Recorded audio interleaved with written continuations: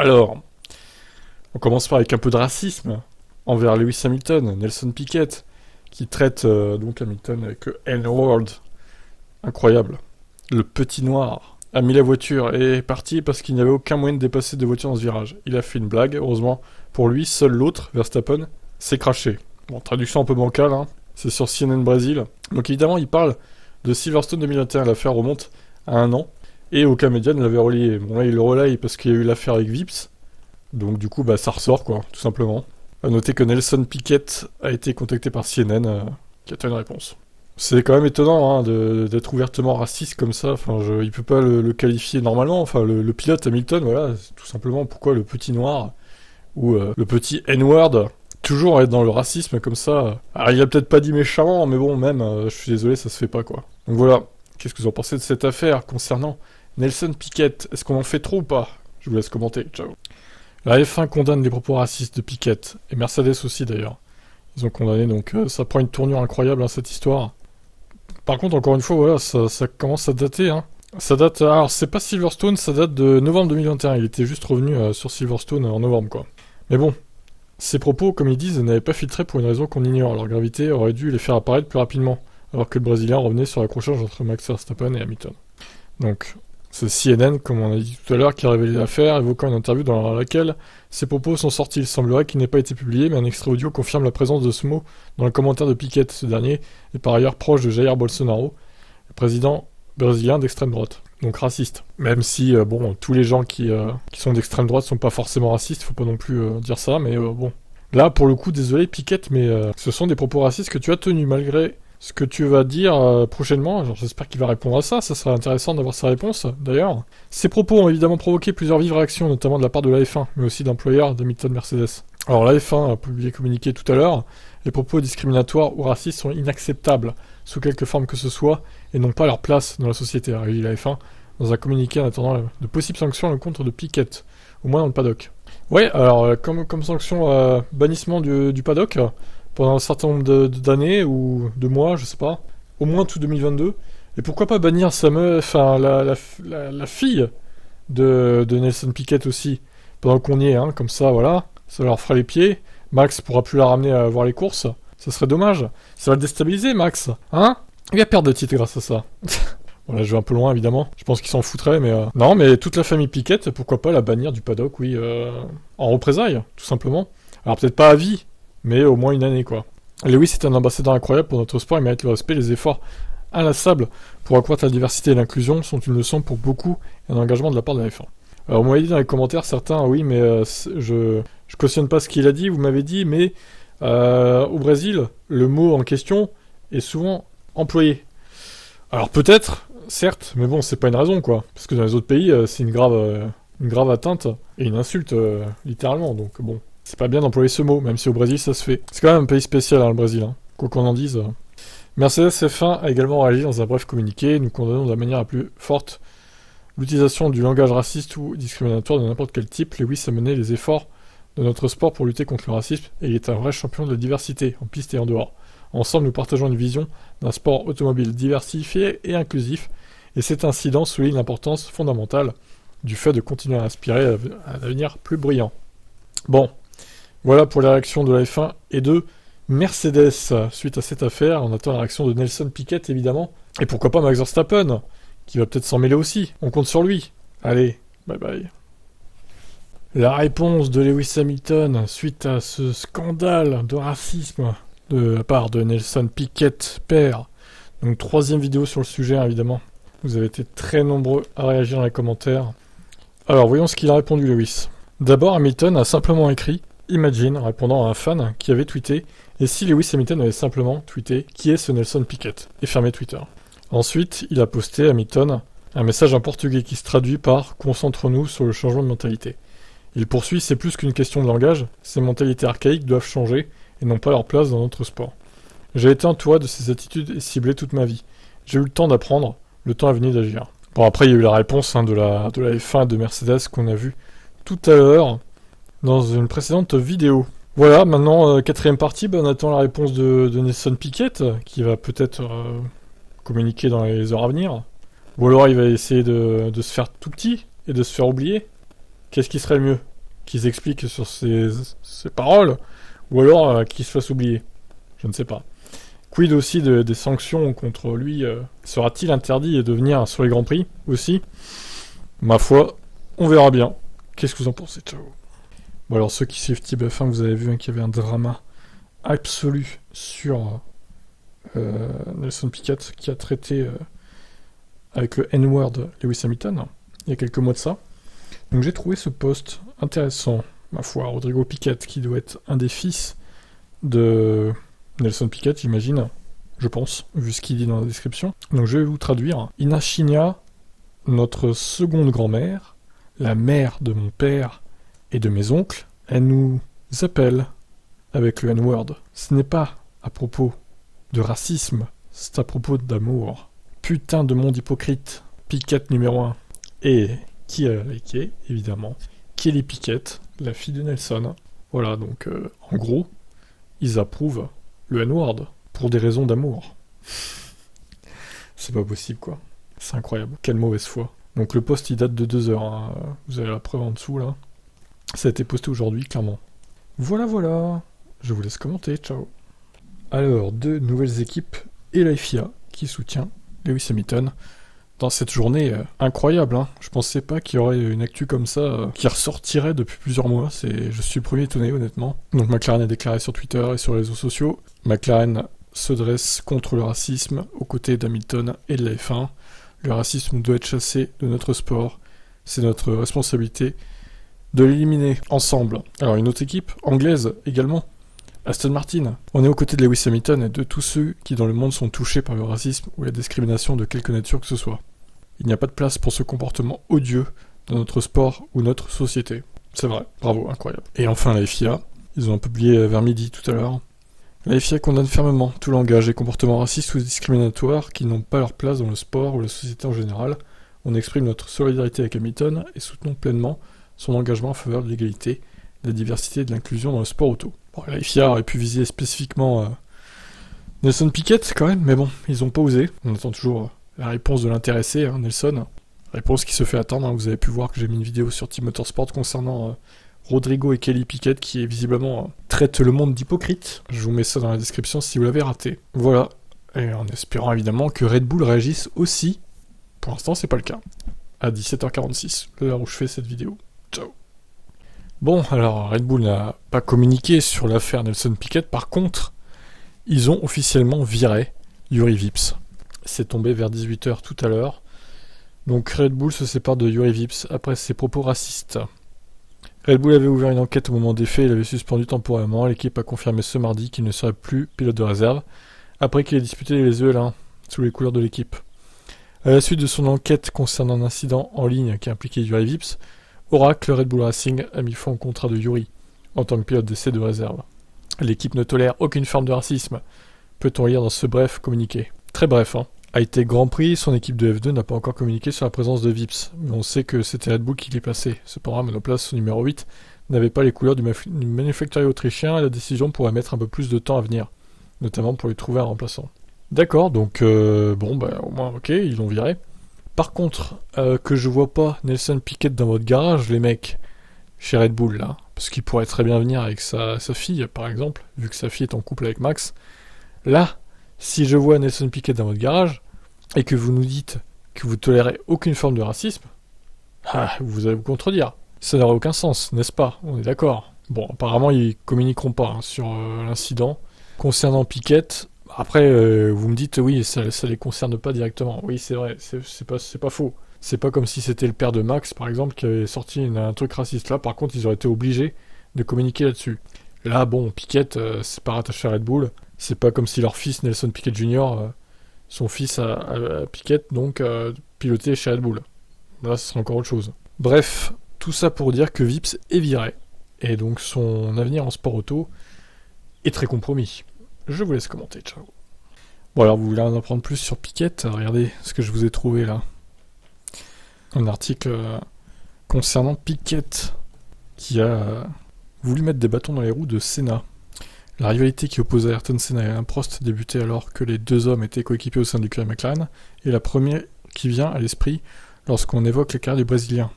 C'est une des plus célèbres de l'histoire de la F1 et du sport en général. Pourtant, Prost ne fut pas le seul rival que Senna affronta durant sa carrière.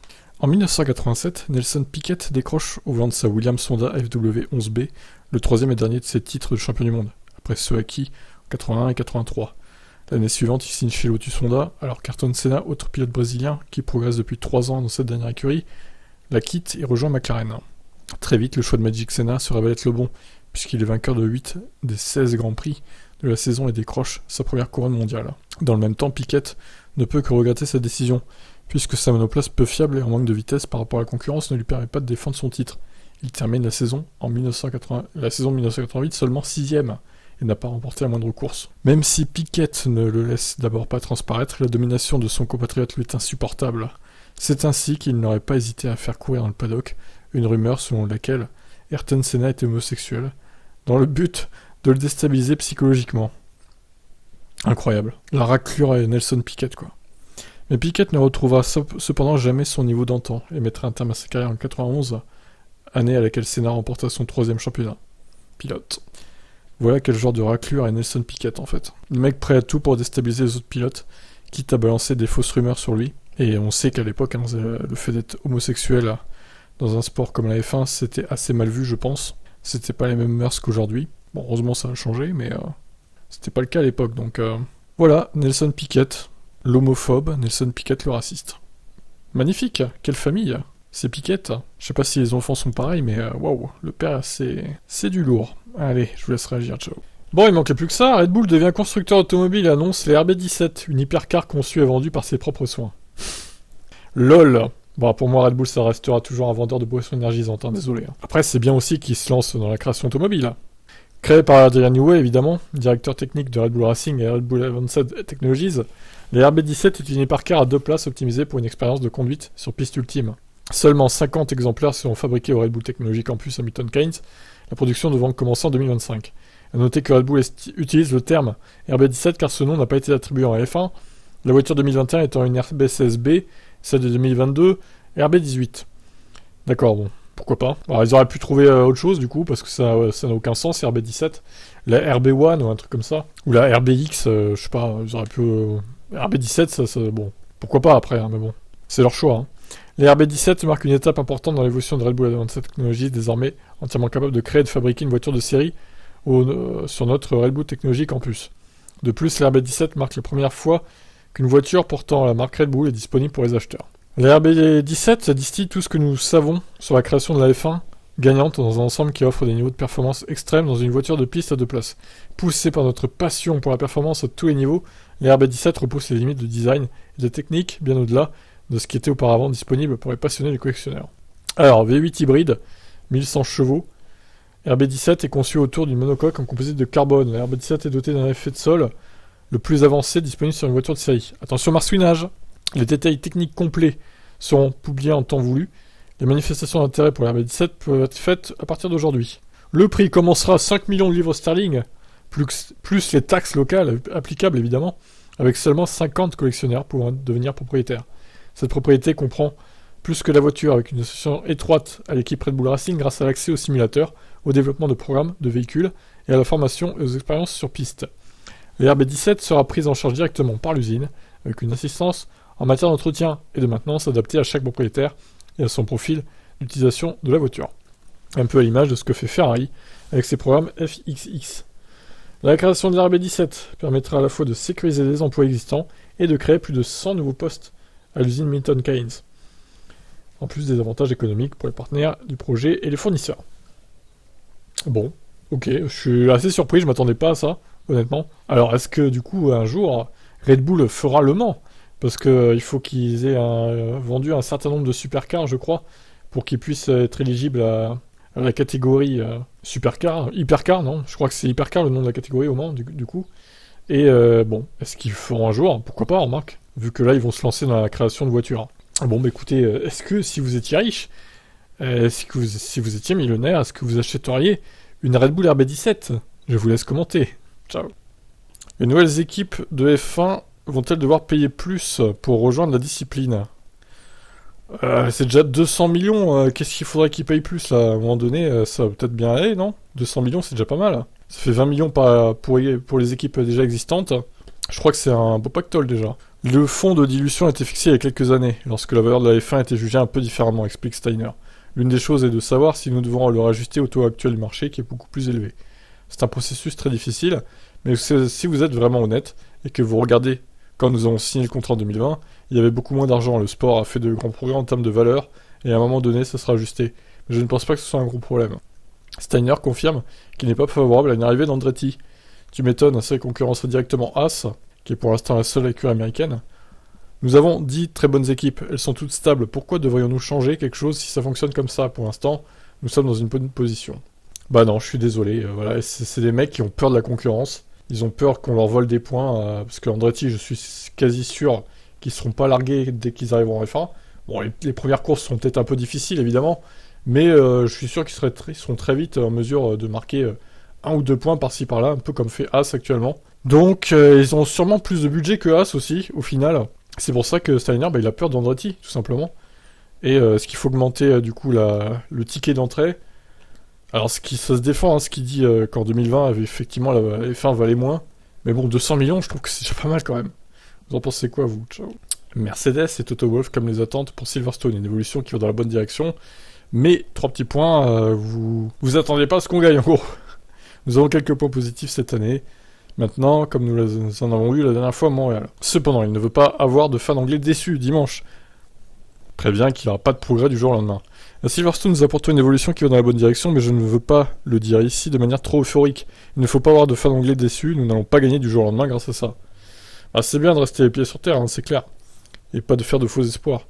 Dans tous les cas, la piste devrait convenir à notre voiture. Chez Red Bull, Horner, comme Marco ont déclaré récemment que Mercedes commençait maintenant à les inquiéter encore plus que Ferrari. C'est nouveau, répond Wolff. Nous nous sentons presque flattés par cela, et aimerions partager cet optimisme. Mais ce n'est pas encore tout à fait ça. Nous n'avons pas toujours le package pour gagner, mais nous faisons tout ce que nous pouvons pour changer cela. Mais ils bluffent, Mercedes, c'est sûr, ils bluffent. Ah là là. Bon, on verra bien ce que ça donne. Allez, ciao ciao. Ricardo sera producteur d'une série Disney sur la F1. What? Alors là, c'est un dessin animé ou c'est quoi l'idée là en fait? À l'image d'Hamilton qui va aider à produire un film sur la F1, avec Apple, Daniel Ricciardo va aussi participer à un projet, mais ça sera pour Disney. Le pilote McLaren sera producteur exécutif de la série qui sera diffusée sur la plateforme américaine Hulu. Cette dernière dépend du groupe Disney. C'est Lionsgate donc qui produira le programme. Le projet débute tout juste et n'a ni titre de travail ni scénariste. On sait seulement que la série adoptera un format d'épisode de 30 minutes. Compte tenu du nombre de projets autour de la F1, ça confirme la popularité grandissante de la discipline. Le fait que Ricardo participe à cette future série montre aussi que l'Australien est très populaire, y compris aux USA. Là-bas, il participe souvent à des émissions dont The Daily Show de Trevor Noah, où il est passé récemment. Ok, bon, j'ai hâte d'en savoir plus. A priori, bon, si ça passe sur Hulu, je pense pas que ce sera un dessin animé. Ça sera avec des vrais acteurs, je pense. Et j'ai hâte d'en savoir plus, en tout cas, concernant cette petite série sur la F1. Qu'est-ce que vous en pensez? Ciao. Gasly évoque le cauchemar des points perdus cette année à cause des erreurs d'AlphaTauri. Je fais des cauchemars quand je vois le nombre de points que nous avons perdus depuis le début de l'année, dans différents incidents et différentes erreurs qu'on a commises. Je veux juste rentrer le dimanche soir après chaque course en étant heureux du travail accompli et de la performance que nous avons montrée. C'est le plus important. Si c'est assez bon pour la 5ème place, nous devons être 5ème. Si c'est assez bon pour la 9ème place, alors nous devons être 9ème. Parfois, nous n'avons peut-être pas la perfo et nous devons nous contenter de la 12ème place, mais au moins nous sentons que nous avons maximisé le package que nous avons. C'est là que la satisfaction vient. Au bout du compte, j'aimerais évidemment me battre pour les victoires. Mais c'est pas tout le temps possible. Enfin, c'est pas du tout possible même, pour moi actuellement. Et nous devons avoir le bon objectif. Ah, même l'année dernière, c'était pas possible du coup. Gasly a d'ailleurs effectué une mise au point avec son équipe à Monaco après une élimination en Q1. 2 semaines plus tard, il a effectué son meilleur résultat à Bakou.